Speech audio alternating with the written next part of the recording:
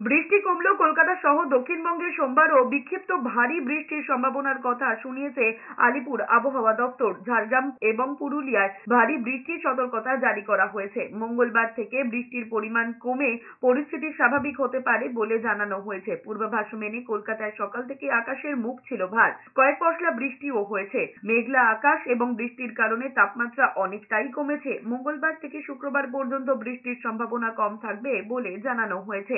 নিম্নচাপ সরে গিয়ে ঝাড়খণ্ড ও লাগোয়া পশ্চিমের কিছু জেলার উপর অবস্থান করছে। তার প্রভাবেই কলকাতা সহ দক্ষিণবঙ্গের বাকি জেলাতেও মেঘলা আকাশ এবং হালকা থেকে মাঝারি দু এক পশলা বৃষ্টির সম্ভাবনা রয়েছে। উত্তরবঙ্গ পার্বত্য এলাকায় বজ্র বিদ্যুৎ সহ হালকা থেকে মাঝারি দু এক পশলা বৃষ্টির সম্ভাবনা রয়েছে। বাকি জেলায় আবহাওয়ার উন্নতি হবে।